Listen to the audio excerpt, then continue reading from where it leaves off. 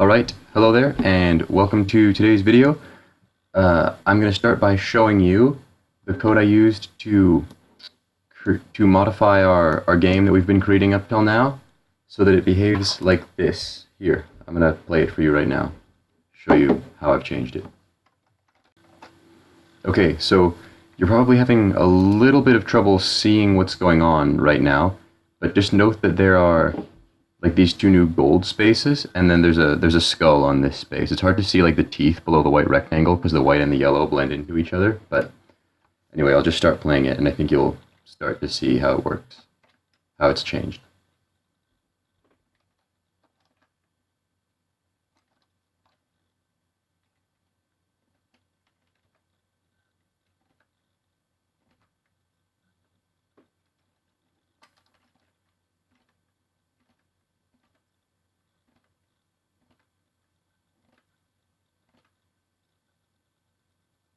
Oh, that's an interesting glitch.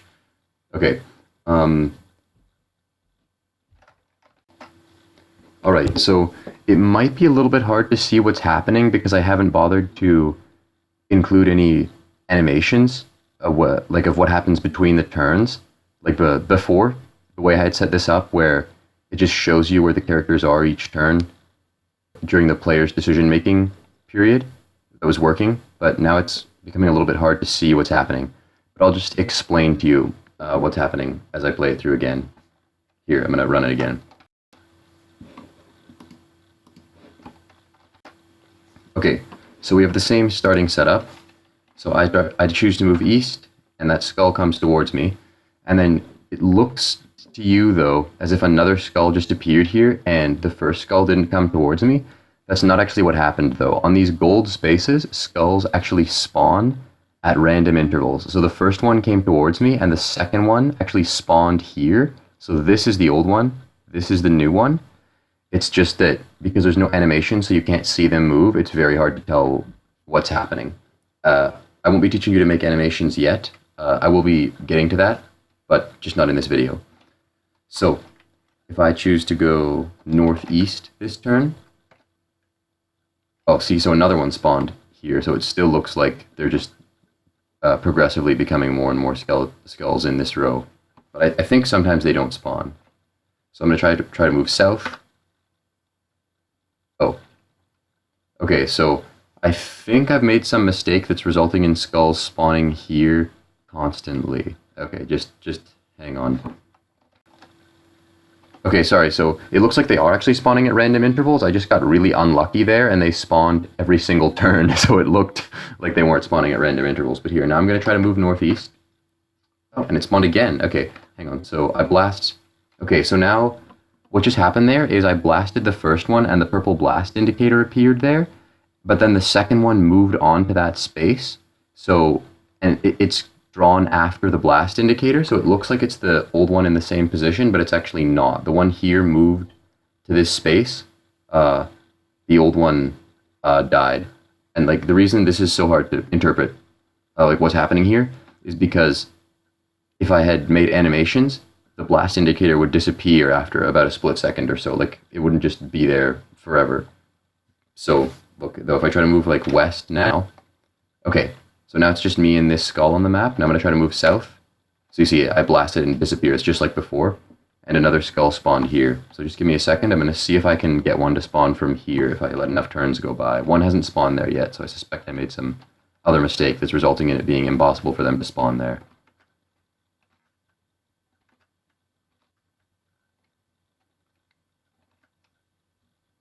Oh yeah, they're not going to spawn there. No, there we go. Okay, one did spawn there. The probability of them spawning is just super low. Okay, so I'm going to try to move north again. Oh. That's super weird. I don't know how I just died there. Hang on. Okay, I have stopped my recording and then like saved it and rewatched it. I have now figured out what the glitch is that is causing these skulls to kill my knight even when I try to kill them. I'm actually going to issue a challenge to you after I explain to you how I made the game get to this point to figure out for yourselves what is causing this glitch, just by rewatching the video. Like you can rewatch all the parts where I played the game to try to figure it out. Now I'm going to start walking you through the modifications I made to this code. Well, after of course issuing the challenge to you to try to get it to this point yourself. Okay, now I'm going to show you my solution. So I'm just going to expand this code editor window here. Oh, the game is still technically running. It's just I can't interact with it really.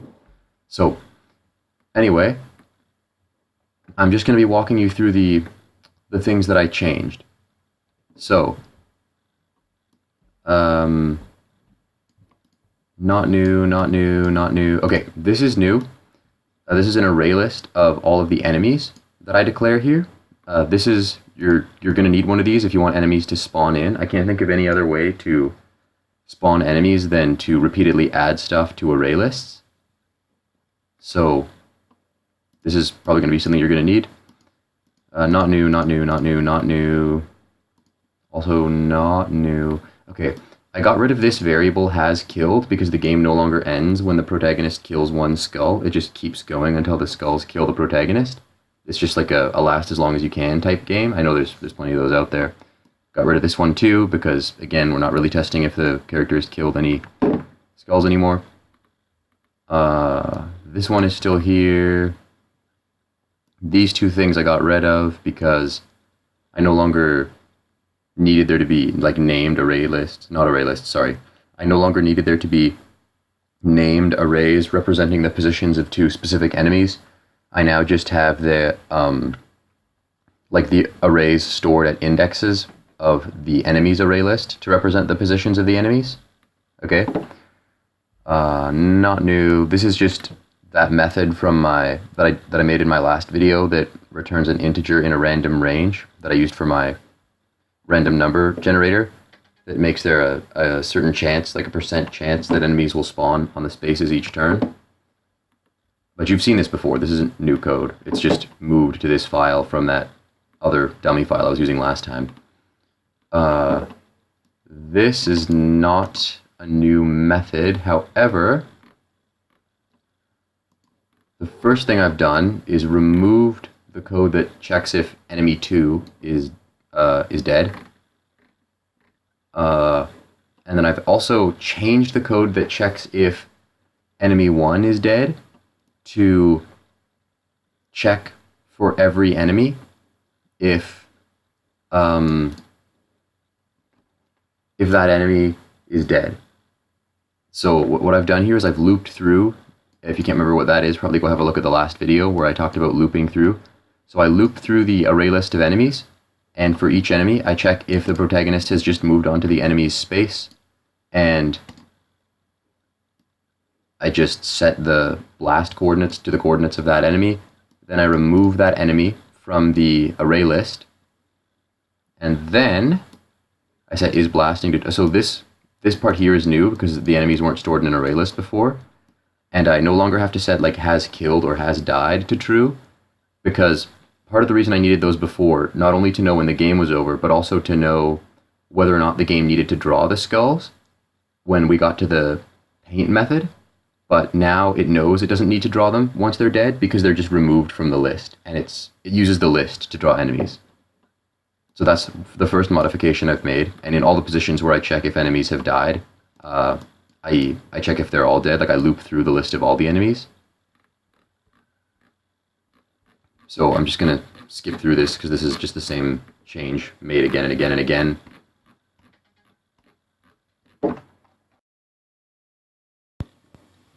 Okay. All right. Now I will just continue scrolling past this stuff.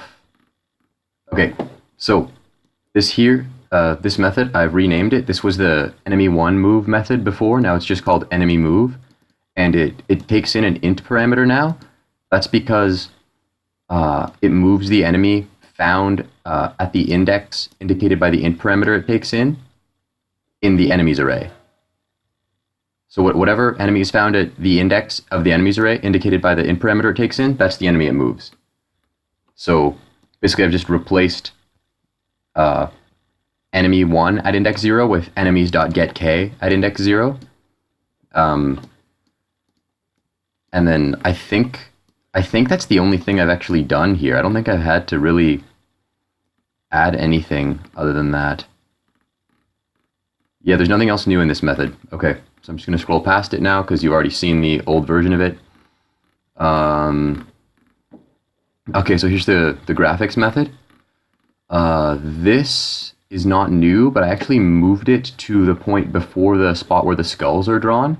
And the reason I did that is because in this new version of the game, because there are going to be just more skulls on the map, it's possible that 2 skulls will be lined up, like one behind the other, and you'll blast one of them, and then the second one will move on to the position that you're attacking. And if I were to draw the blast after I drew the skulls, the blast would cover that skull, and then you would think you were safe standing on the position you were at, but you wouldn't be, because there'd be a skull beside you. So you could kill it, but you'd choose not to. So to make it clear to the player that there is a skull on that position, I draw the blast first, so the skulls get drawn on top of it if they're there. Well, the singular skull. And then here's the part where I draw the skulls. I do all the same things as before, except I loop through the enemies, or the array list of enemies, which is called enemies. And I've just replaced the enemy 1x with enemies.getI at 0. I don't think there's anything else new with this. Oh yeah, and I removed the part that draws the second skull, because now I only need 1 block of code since it's drawing all the skulls. There's nothing new here, because this method doesn't... Well, it's not a method, I guess, but the way we determine if we draw the red blast and where we draw it doesn't change. Nothing new here. That's new, but this is just me spawning in 1 enemy over here on this gold square, because when I was testing, I was too impatient to actually move the character around and wait for enemies to spawn. Note that just because I do this, however, it doesn't make the enemy actually appear or do anything. I have to add it to the array list before the enemy will actually appear or attack the player or be killable. Otherwise, there will just be an int array representing an enemy floating around in the computer's memory. Like if I just had this line and I were to comment this out, the enemy wouldn't appear. Here, watch, I'm going to run the game again. Let me just move this.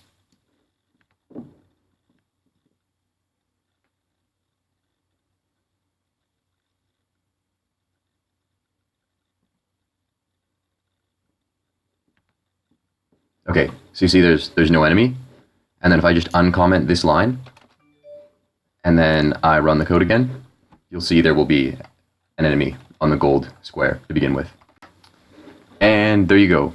Here is, there's the enemy. So, I think my point is proven there. This loop is now not new, except I've changed the parameter from while not has died and not has killed 1 and has killed 2. I've just changed it to not has died because the game, there's no way to win this game now. So it's just supposed to go on until the protagonist dies. This stuff here is completely new. It's the code that spawns in enemies each turn. So if, what this does is it gives us a random number between 0 and 6. And then if that number is less than 3, we spawn in a new enemy at these coordinates here. I know this looks complicated, but that's just because I need to increment the squares by 60 to actually make sure the enemy's on a space that it can be hit and hit the player. So, this is not anything really complicated. It's just entered in like complicated mathematical operations. But this just spawns an enemy at these same coordinates. And I think that's for this space here. I haven't checked where these numbers are for. I can't remember what my thought process was, but that's what this does, I'm pretty sure. And then this one only runs if we get 0 out of the 7, because it could pick 0, 1, 2, 3, 4, 5, or 6. So this one only runs if we get 0.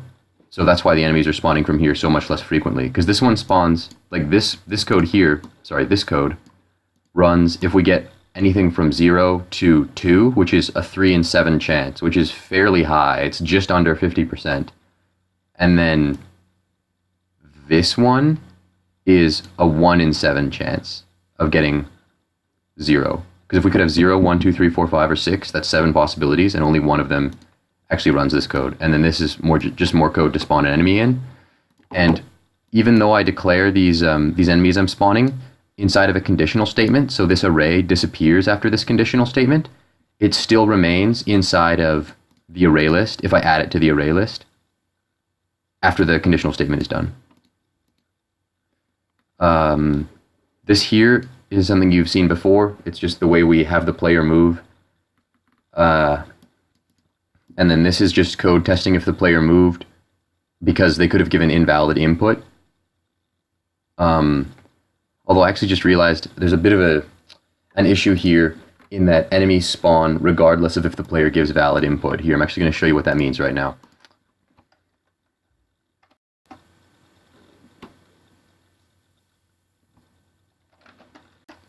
Alright, now I'm actually going to give a whole bunch of invalid input, and you're going to see an enemy spawn, like when I haven't moved yet. So let's just say J, see an enemy spawned already. Yeah, there you go. So I actually should probably move this stuff, this stuff here, into here, so that it only runs if the player moves.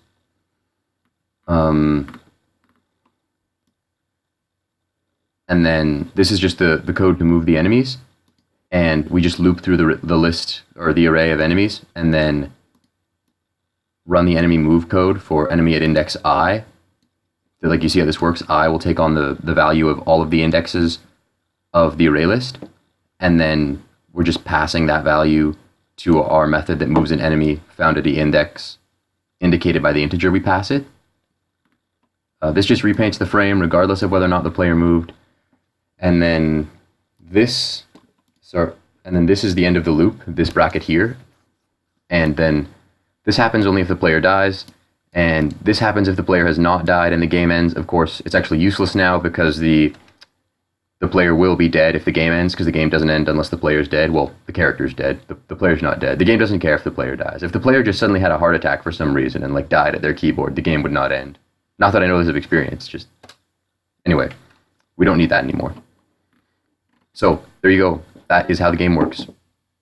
Now, I challenge you to figure out what that bug was that was causing me to kill an enemy and then like be killed even though I killed the enemy that you were seeing earlier. Here, I'm actually going to show it to you right now. Oh, hang on, the game's already running.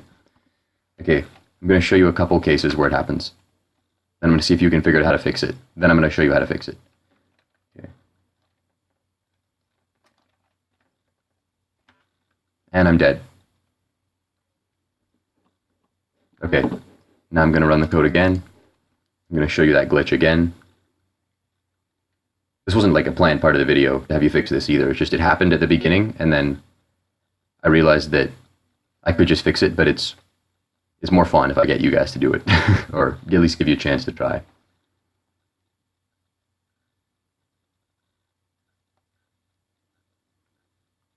We'll try to find a slightly more obvious example of what's happening. So is the bug going to happen now? Let's see. Oh, it happened. Strange. I was actually not expecting that. Okay, maybe I don't actually know what the cause of this is. Hang on, maybe I wasn't paying enough attention, or I entered some invalid inputs or something. Oh, okay, that's one hint I'm going to give you. If I enter invalid input, the chance of this bug occurring gets much higher. I think, if it is what I think it is, but I'm pretty sure it's that. I think the only reason I was surprised there is because I entered invalid input and then forgot I did it. Okay. Oh, why did that not work? I think I entered a space or something as well as the E. Okay, I suspect, but don't know for sure, that the bug is going to occur when I kill that skull there. So I think the bug's about to occur. Let's see. Yep, it occurred. Alright, let's run this again. I'm going to show you a case where it doesn't occur, I swear. I'm gonna figure out how to actually enter valid input and like play this game properly.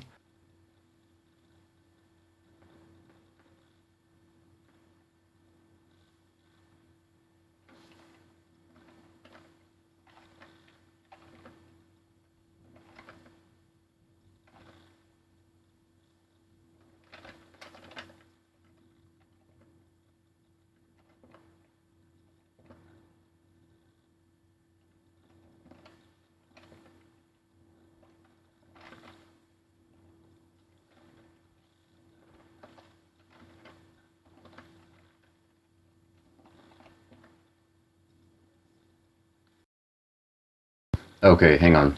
Sorry, the frame jumped, guys. I had some recording issues, so I had to cut off some stuff. Hang on. Here, now I'm gonna show you the bug. Regardless, I'm gonna actually find a case where it will occur. I swear, I'm actually gonna manage to do that this time. Well, it's occurred multiple times, but I'm gonna find a case where it gives you a big hint of what's happening or what's going wrong. Okay. I'm getting very close to the point where I'm going to show you the glitch occur. I'm just going to move away so it's a little bit more obvious that it happened. Okay. Now, I'm going to show you a case where it becomes fairly obvious what's happening when this glitch occurs. And I'm going to give you an even bigger hint. You know what? I'm not going to give you the big hint yet. I'm just going to do the thing that's going to cause the glitch. And then you're going to see it happen. And if you still don't quite know what's happening, then I'll give you a hint afterwards. So, here it is. Okay. There it was. So, if you didn't quite see what happened, now I'm about to give you a big hint. So if you want to try to figure it out before you get this hint, pause the video right now. Alright. What happened is... No, sorry, I wasn't going to tell you what happened. The hint is rewind, watch the part where the glitch occurred again, and count the number of skulls before and after I move. Okay, now, just to confirm for you that the glitch did occur, look and see that there are not enough skulls here that they should actually be able to... Actually, you know what? It won't occur every time. I'm not going to bother doing what I was about to do. Anyway, just try to do that, and then I'm going to tell you what the glitch is. So if you want to try to fix it or figure it out on your own, try to do so now, because in about 10 seconds I'm going to tell you what the glitch is, and then I'm going to show you how to fix it. I'm going to show you a couple ways to fix it, actually.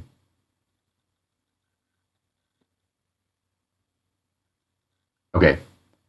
The glitch is that enemies actually have nothing to stop them from moving onto the same square. And if multiple enemies are on the same position, it's possible that when I kill one of the two enemies, it will either kill them both because they're both on the right position, or it will only kill one of them for a very complicated reason that I'm about to explain, and the other one will then kill me. So, the ideal way to fix this glitch would be to just make it so the enemies don't move onto the same spot. So if two enemies move onto the same spot, then one of them will move back. However, my version of this game where I have them doing that, sometimes some of them actually don't move on some turns, even though they're not supposed to be allowed to do that, because one moves onto the space that the first enemy moves onto the space that the second enemy wanted, then the second enemy moves onto that space, realizes that the first enemy is there, and then just moves back and doesn't do anything that turn. That's the simplest solution, but it's kind of cheating. So that's one way of fixing it. You can just make it so that if the enemies, like if an enemy moves onto a space that another enemy is already on, it just moves back. Alternatively, so first, that's actually the first solution I'm going to show you to this problem. First, I'm just going to check if it's one of the cases where I'll kill both enemies or just one. It's probably going to be one where I get both, though. Oh, why is it lagging? That's really weird. I pressed enter. Maybe it didn't register. Oh. Okay, so it looks like it was one of the cases where I only kill one of them. Anyway, now I'm going to go show you that first fix I suggested. And to do that, I need to go up to the enemy move method. Right.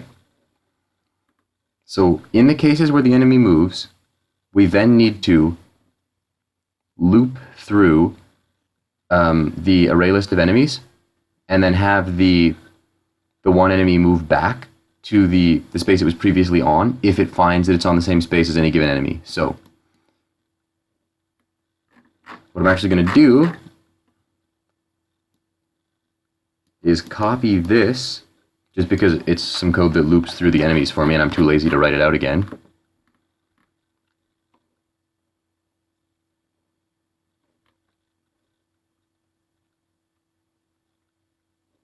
Alright, so after we check if the enemy kills the protagonist, we say for every enemy, if enemies dot get p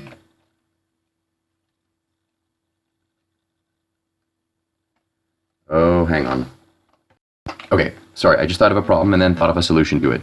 So the problem is that the enemies are actually going to loop through the list of enemies and then detect themselves and see that they're on the same position as themselves and then move back. So no enemies are ever going to move. If I implemented the solution I was just about to implement there.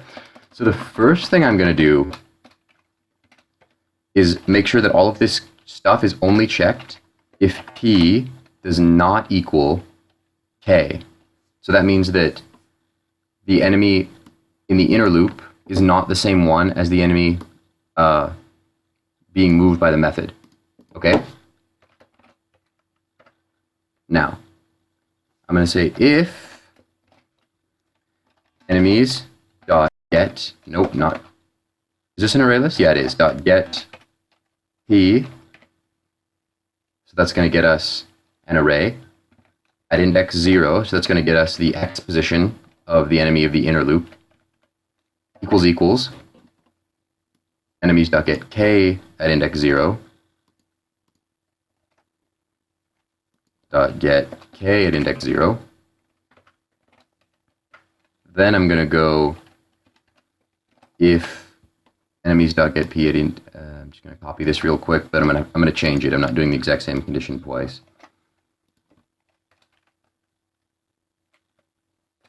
And if you're wondering why I'm putting stuff inside two conditional statements instead of just saying this condition and this condition in one conditional statement, there's no reason I couldn't use an and. I just find this, the way I've done it, to be more readable, but you do it whatever way you want. So basically, if we get to this part, we know that the enemies are at the same spot. So then all we do is we just go enemies.getk at index 0 minus equals 60. It won't be minus equals 60 for all of these movement decisions. It's just going to be minus equals 60 for this one because we just moved 60 pixels to the left or the right. I'm too lazy to figure out which one it is. So we just have to move 60 pixels back the other way. So now what I'm going to do is I'm just going to copy this code here. I'm going to use Control X just to make sure it actually copied. And then I'm just going to paste it into all the other spots where the enemy moves and just edit it so that it actually moves the enemy back instead of just moving it like left. That's what this will do. This will be left. But you see where I just pasted it to, the enemy just moved down. So it doesn't make sense to move them left. If there's an enemy on that space, you just need to move them up. So I'm just going to take this. Right, so now I'm just going to paste it into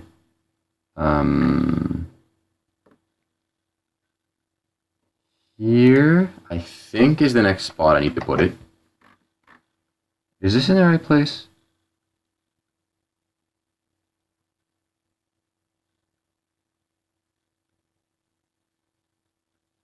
Hang on, something's wrong. Okay, sorry, I actually made a mistake. I pasted my code in such a manner that it was only checked if the enemy was on the same space as another enemy, if the enemy had just killed the player, which is not what we want. We want it to be checked only if the enemy hasn't just killed the player. Because if the enemy's just killed the player, we don't really care what happens because the game is over. So I'm just going to put it in the right spot. Now let me just make sure I put it in the right spot up here. Yeah, I got it right up here. I just got it wrong down here. Okay, so now I'm just going to put it in all of these spots it needs to be in. And then just fix it as well. Okay. So this is the case where the enemy moved forward 60.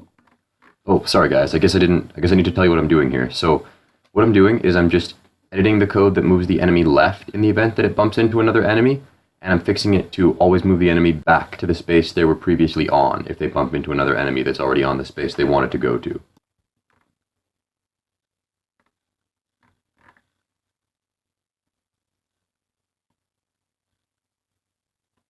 It's backwards as well. And then the one above it I've already fixed. Okay, that should fix the bug. Let's see if it works. I don't actually know. It's probably going to have some kind of syntax error, honestly. It's unlikely that I just would have just written all that code and not gotten a single syntax error.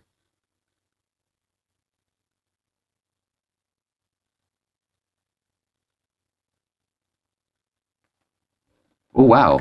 I actually didn't get a syntax error. That's really surprising.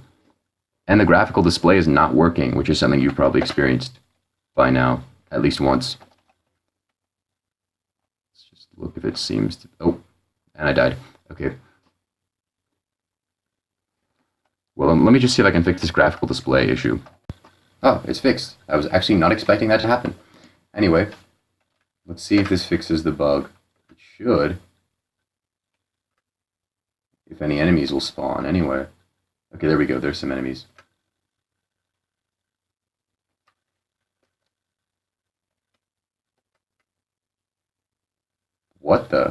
What just happened there? Okay.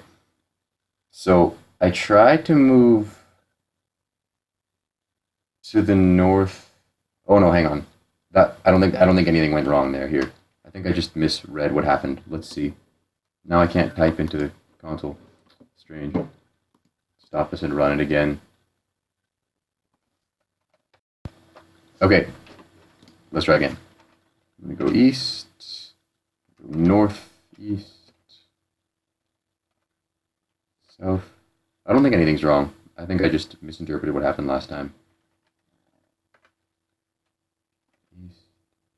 East, northeast, south. Oh, actually, here I now have an opportunity to test if the error occurs. Ah, there, problem solved. So did you see what happened? There was a skull here, and a skull here. And then I moved here, so both of the skulls wanted to move into this position. So the one who was here moved here, and that's this guy. This guy was here last turn. And then this guy tried to move here, and he went, oh, there's a guy here. I have to move back. I can't move. So it did fix the issue that time. The one thing I'm wondering about is if one might spawn on top of another. I think that could happen. I do believe that it's possible for one skull to spawn on top of another one. And it probably did happen just because there's such a high probability of a skull spawning here any given turn. Here, let me just try to kill this skull here, and in all probability there's going to be two skulls at its position. Oh, no, there's actually not.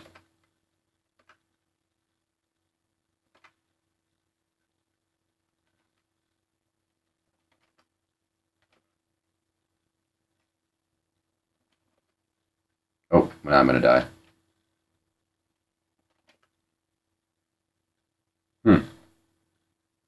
Okay, well, I think that might have fixed the issue. One thing you might also want to do to fix the issue, it would be to have it so that if two enemies move on to the same position, like one of them just dies, or even both of them just die, if you want to make your game that way.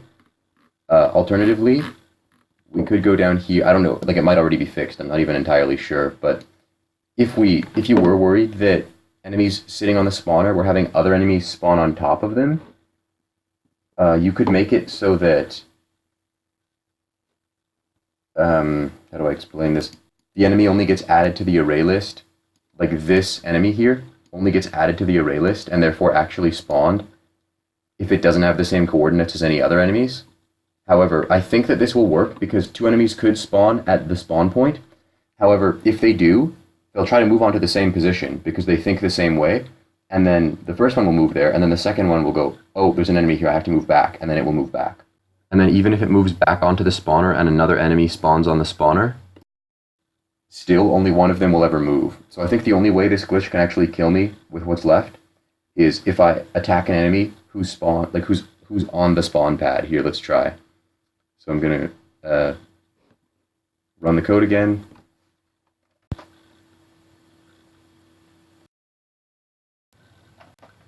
Okay, so here I am. I've finally managed to get right beside this spawner. Now I'm just gonna move around it, like between like this position, this one, and this one repeatedly until an enemy spawns.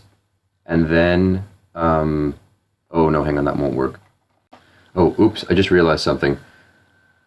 The skulls will move every turn, unless of course they bump into another one and need to move back. So the only circumstance under which there will ever be multiple enemies on a spawn pad at the same time is if I manage to lure one off of the spawn pad and then back onto it. The little complication with that, though, is that the only way I can actually lure them back onto the spawn pad is by passing over it, and if I pass over the spawn pad and an enemy spawns on it, it will kill me. So there's a possibility that I'll just have to do this demonstration, like the setup for this demonstration a couple times, but whatever.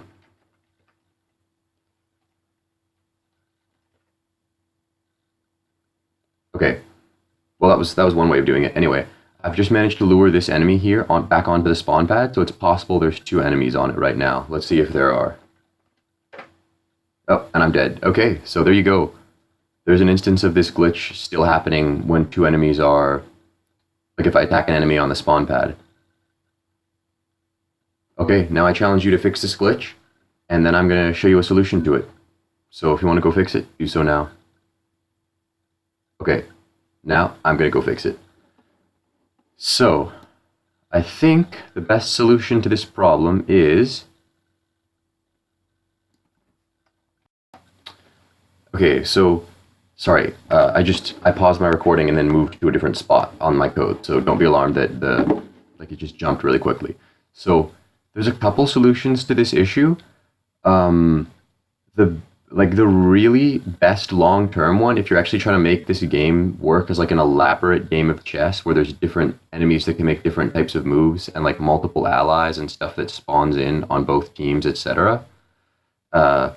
If that's the case, like if you're trying to do that, then what you're really going to need to do is just make the enemy's decision-making process a whole lot more complicated.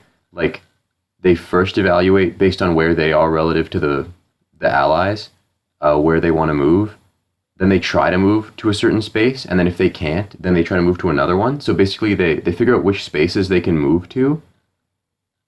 And then once they figured out which spaces they can move to, they put those in a list. Like they have an int array list, where each int array has 2 ints in it. One is the x position of that space, and one is the y position. And all of those spaces are the ones that they're actually able to move to. And then they pick like which ones they want to move to in order of priority, like with some complicated algorithm based on like what they think is most likely to kill the player. I'm going to let you play around with that because that's not the solution I'm going to use. I'm going to do something much jankier because I'm not actually trying to make an elaborate chess game here. And then if they can't move on to one of those spaces, then they try to move on to their next favorite space, etc. However, I am going to do this in a different way.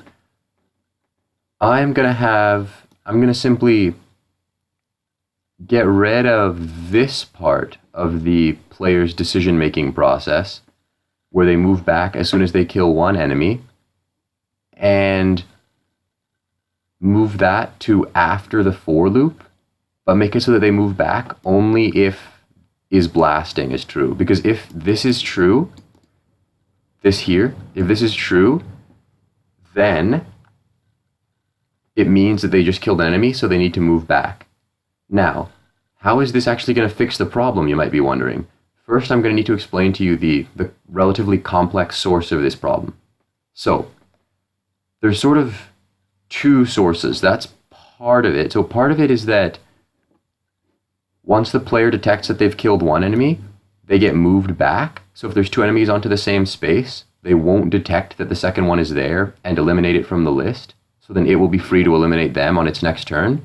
So that's the reason I've been getting killed every time when I attack a space that has 2 enemies on it, even though I thought that I should only get killed sometimes, because sometimes I get both of them. Now, the reason that even if we don't move the player back, that they'll sometimes still only kill 1 out of the 2 enemies, this is the complicated part. So, it's going through the array list of enemies, and then if the 2 enemies that are on the same space are one after the other in the array list, we remove the first enemy who's on the, I'll just call it the kill zone, that's what I'm going to call that space. So we remove the first enemy who's standing on the kill zone, but then because we remove that enemy from the kill zone, or from the array list, sorry, not from the kill zone, we remove that enemy from the array list, so the next enemy in the array list gets shifted onto that enemy's space in the array list. So say this one is at index 2, if we remove it, then the one that was at index 3 will get moved to index 2. But then, at the end of this loop, P will get incremented to 3 because it gets incremented, sorry, not this loop. This isn't the loop, this is the conditional statement. At the end of this loop, like not after it's finished running, like so that this condition is proved false, but just at the end of the one lap, I mean. So after the end of the round of this loop, P will get incremented by 1. So P will now be 3, except the enemy that was at index 3 is now at index 2, because the enemy that was at index 2 has been removed. So one enemy in the list will actually get skipped. So the way to fix this problem is to do this. If we remove an enemy from the list, then we decrease the value of P by 1. And you have to be careful about this, because that means that we can't get any of the enemy's coordinate variables or anything after this, because it will be getting the coordinates from the one before it, because P has now decreased in value. However, we wouldn't be able to do that anyway, because enemy at index P is now gone. And the reason decreasing P will help is because that way when P gets incremented at the end of the round, it will get incremented back up to the value it already had, so it won't skip that one enemy. So this is the first thing we do. We go P minus minus, and then we don't change the character's coordinates, because that would make it so that it's no longer checking if enemies are on the kill zone, or it's now checking if enemies are on the space the player was just standing on, which they can't be. So I'm going to get rid of these from here, and then put them at the, like after the loop, and I'm going to go if is blasting.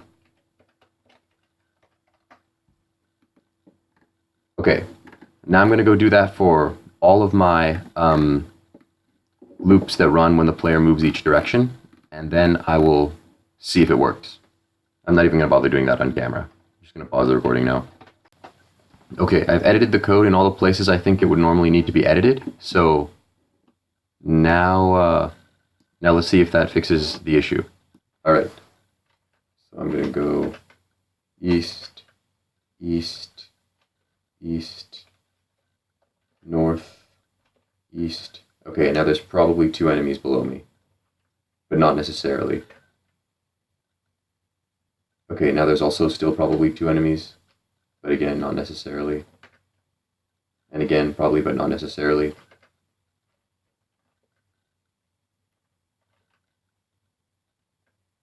Okay, so this time we know there aren't 2 because 1 just spawned.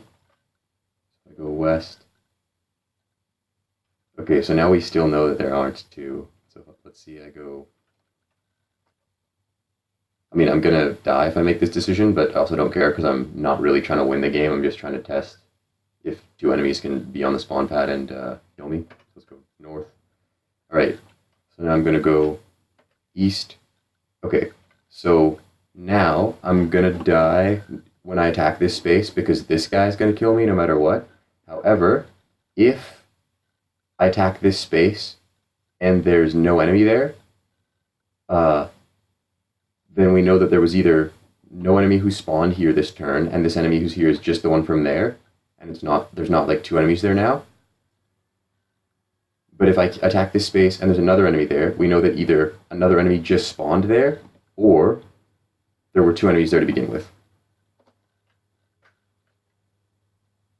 Okay, so there were not, there either weren't two enemies, so another enemy definitely didn't just spawn there. So there either weren't two enemies here to begin with, or there were, and my character killed them both because it looped through the array effectively.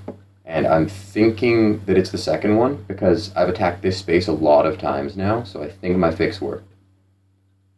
Alright, thank you for watching. That's all I'm going to bother showing about this game. Like, I could show you a whole bunch more stuff, but that's not really even new coding concepts. That's just new specific programs I've written for this game, and I think you guys want to move on to real-time games as soon as possible. So I'm just going to end my video here. Thank you very much for watching. I don't actually encourage you to try to make too many really complicated games with just the spawning mechanism I've showed you so far, because it's not actually a very clean, readable, Java-encouraged way to have spawning in video games.